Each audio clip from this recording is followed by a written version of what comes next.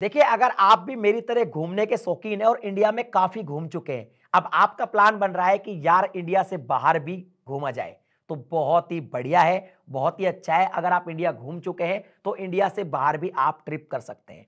कई लोग बहुत झिझकते हैं कि इंडिया से बाहर जाएँगे, तो महँगा बहुत पड़ेगा, हम वहाँ सर्वाइव नहीं कर पाएँगे, बहुत सारी प्रॉब्लम्स हमारे सामने आ जाएगी। अगर आप भी इस कन्फ्यूज़न में हैं, तो ये वीडियो आपके लिए बहुत परफेक्ट है। मैं देश दुनिया घूमता रहता हूं तो मुझे काफी ज्यादा कंट्रियों का एक्सपीरियंस है और आपके साथ अपना एक्सपीरियंस में आज की इस वीडियो में शेयर करूंगा और आपको बताऊंगा आप पहली बार इंटरनेशनल ट्रिप सस्ते में कैसे कर सकते हैं, कौन कौन सी बातें आपको ध्यान में रखनी चाहिए। मेरा मकसद इस चैनल से सिर्फ और सिर्फ आपके ट्रैवल को इजी बनाना है।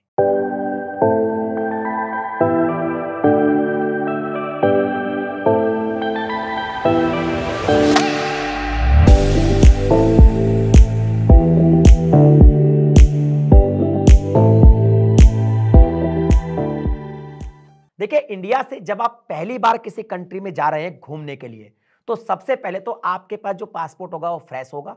तो फ्रेश पासपोर्ट पे आप उन्हीं कंट्रीज में जा सकते हैं जिनमें या तो वीजा फ्री हो या फिर वीजा ऑन अराइवल हो। बहुत सारी ऐसी भी कंट्री है जिनमें वीजा ऑन अराइवल होता है, लेकिन डायरेक्ट इंडिया से वहां पे फ्लाइट नहीं मिलती, बहुत कोई और कंट्री के वाया वाया जाना पड़ता है और उन कंट्री का वीजा बहुत टफ होता है। और दूसरा, ज्यादा दूर ना जाएं, थोड़े पास की कंट्री चूज करें। मोस्टली अगर इंडियंस की बात करें तो मलेशिया फिलहाल अभी वीजा फ्री है, आप पहली कंट्री चूज कर सकते हैं। श्रीलंका कर सकते हैं, दुबई जा सकते हैं, थाईलैंड जा सकते हैं, आसपास की किसी कंट्री में जा सकते हैं। अब एग्जाम्पल ले लेते हैं किसी भी एक कंट्री का, जैसे मलेशिया का ही हम एग्जाम्पल लेते हैं और आपको मैं समझाता हूं कि पहली बार सस्ते में आप कैसे घूम सकते हैं। तो देखिए, जब भी आप घूमने का प्लान बनाएं, हमेशा अगर आपको सस्ते में प्लान बनाना है तो 2-2.5 महीना पहले ही बनाएं। 2-2.5 महीना पहले अगर बनाएंगे तो आपको होटल, फ्लाइट ये सब बहुत सस्ते पड़ जाएंगे, काफी फायदा होगा।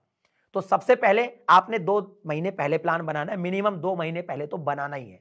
प्लान बनाने के लिए सबसे पहले आपको यह देखना है कि भैया, जैसे मलेशिया का एग्जांपल ले तो यहां पे वीजा फ्री है अभी 31 जनवरी 2026 तक।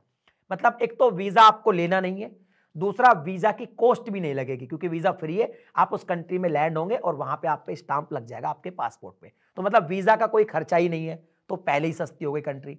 अब बात करेंगे कि भाई साहब वहां के लिए हमको फ्लाइट लेनी है, तो देखिए फ्लाइट का सीधा सा सिस्टम है। फ्लाइट सस्ती लेने का एक ही चीज है कि यहां पे आपको तो 2-3 महीना पहले फ्लाइट लेनी है, आपको चीपर प्राइस पे मिलेगी। दूसरा, फ्लाइट के हिसाब से आप डेट अगर चूज कर सकते हैं, आपके पास उस टाइम छुट्टी है, तो जब भी आप 2 महीने बाद की फ्लाइट बुक कर रहे हैं, आप थोड़ा देखिए। कई बार फ्लाइट ऐसा होता है कि 8 तारीख को तो मिल रही है 13,000 की और 9 तारीख को मिल रही है 11,000 की, और हो सकता है वो 10 तारीख को 7,000 की मिले। तो अगर आसपास आप डेट चेंज करने में इज कंफर्टेबल फील कर रहे हैं, तो आप जिस डेट में वो फ्लाइट सस्ती हो उसी फ्लाइट को पकड़िए, ये आपके लिए बहुत ही बेटर रहेगा। मोस्टली आप नाइट की फ्लाइट लीजिए, वो भी आपके लिए बहुत बढ़िया रहेगी। मैं आगे बताऊंगा वो सस्ती क्यों पड़ेगी। नाइट की आप फ्लाइट लेंगे तो सस्ती इसलिए पड़ेगी कि आप अर्ली मॉर्निंग वहां पे पहुंच जाएंगे, और वहां पे अगर अर्ली मॉर्निंग पहुंचेंगे तो आपको एक रात का होटल का किराया कम लगेगा, टैरिफ कम लगेगा।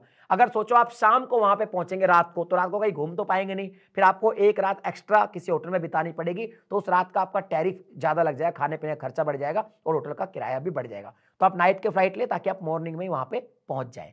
इसके अलावा एक चीज और करें कि अगर आप अकेले जा रहे हो और आपको लगता है कि मैं 7 किलो सामान के साथ ही ट्रैवल कर सकता हूं, तो आप फिर ऐसी फ्लाइट ढूंढे। कई ऐसी फ्लाइट होती है जिसको हम लो कोस्ट करियर बोलते हैं। लो कोस्ट करियर में क्या होता है, 2 तरह की फ्लाइट होती है, एक फुल सर्विस करियर, एक लो कोस्ट।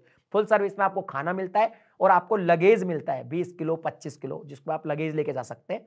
और जो लो कैरियर होती है, लो कॉस्ट कैरियर, वहां पे आपको खाना नहीं मिलता फ्लाइट के अंदर और आपको लगेज ले जाना अलाउ नहीं है। अगर लेना है तो आपको अलग से चार्ज देना पड़ेगा, लेकिन वहां पे आप 7 किलो का बैग लेके जा सकते हैं। तो अगर तो आपको लगता है कि मैं 7 किलो के बैग में ट्रैवल कर सकता हूं, तो आप सस्ती फ्लाइट बुक कर लीजिए।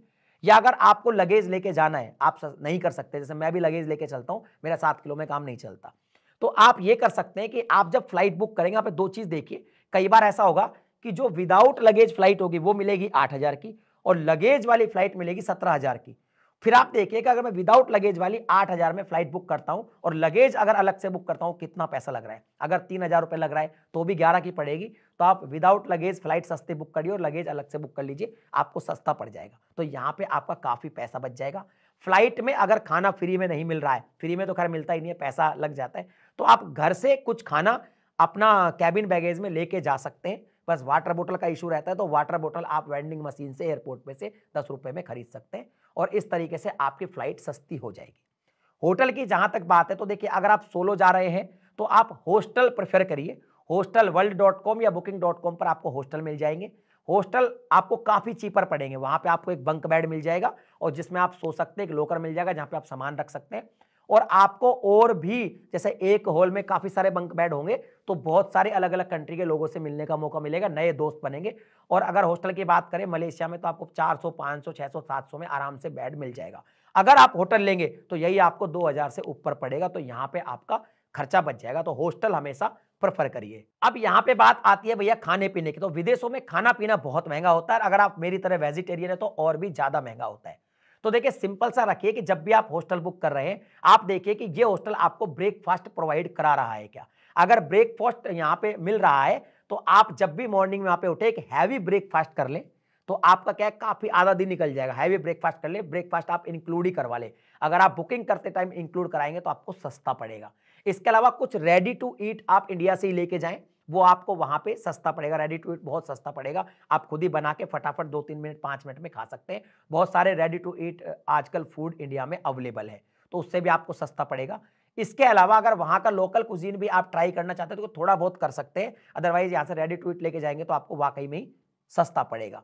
अब यहां पे एक चीज और है, वो भी मैं आपको बता देता हूं कि जब वहां पे आप जाएंगे तो आपको घूमना भी पड़ेगा, तो आप पब्लिक ट्रांसपोर्ट यूज करिए। जैसे मलेशिया का एग्जांपल ले ले, वहां पे मोनोरेल चलती है, आप उसको यूज कर सकते हैं तो आपको सस्ता पड़ेगा।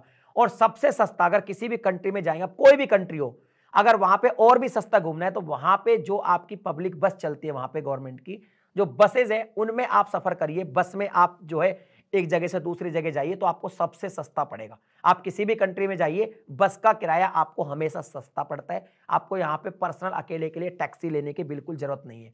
लेकिन अगर आप 4 दोस्त जा रहे हैं तो आप टैक्सी ले सकते हैं, क्योंकि 4 दोस्त उसमें एक साथ बैठेंगे तो फिर शेयर वहां पे हो जाता है। तो पब्लिक ट्रांसपोर्ट में आप बस को प्रेफर करिए, और अगर कहीं बस नहीं जा रही है तो आप वहां पे जो मेट्रो है या मोनोरेल है, अलग अलग कंट्री में आपको अलग अलग सुविधा मिलती है, इसको प्रेफर करिए।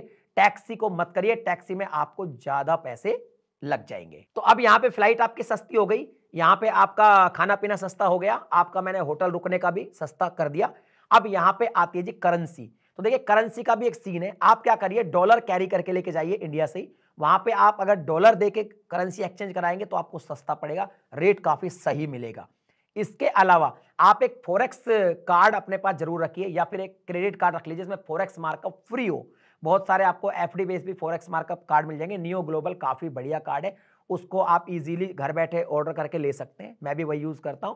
उसमें आपको एफडी करानी पड़ती है, उतना आपको जो है पैसे का लिमिट मिल जाता है, लेकिन वहां पे फॉरेक्स मार्कअप नहीं लगता। अगर वहां पे आप कोई पे करेंगे तो आपको कोई भी फॉरेक्स मार्कअप नहीं लगेगा। तो इस तरीके से आप कर सकते हैं। इसके अलावा आप एक और चीज करिए, जब भी आप कोई कंट्री जाए तो उसमें पूरा रिसर्च करिए और अपनी आइटनरी बहुत अच्छे से बनाइए, क्योंकि फॉरेन में आपका जितना कम टाइम खराब होगा, जितना कम टाइम खराब होगा उतना ही आपका पैसा बचेगा। तो ये आप कर सकते हैं। अब बात आती है कि वहां पे जो अट्रैक्शंस होते हैं, कुछ टूर होते हैं, उनको आप कभी भी सिंगल में मत करिए। अगर टैक्सी लेके आप टूर करेंगे महंगा पड़ेगा, आप हमेशा वहां पे ग्रुप में टूर करिए। तो अगर आप हॉस्टल में रुक रहे हैं तो वहां पे अलग अलग कंट्री के लोग भी रुक रहे होंगे, तो जो जब भी कोई ग्रुप में टूर है आप उसमें एंट्री करिए। ग्रुप टूर आपको हमेशा सस्ता पड़ेगा। और बहुत सारी कंट्री में बहुत सारे ऐसे प्रोवाइडर भी होते हैं जो ग्रुप टूर कराते हैं। जैसे मान लो कोई आइलैंड का टूर है तो पूरी बोट जाती है, तो अब अगर मान लो बोट को आप प्राइवेट बुक करेंगे तो महंगी पड़ेगी, तो पूरी की पूरी बोट जाती है और वो बहुत सारे अलग अलग लोग उसको बुक कर लेते हैं, फिर एक साथ वो सबको लेके जाती है। तो इस तरीके से आप जाएंगे तो आपको बहुत ही ज्यादा सस्ता पड़ेगा।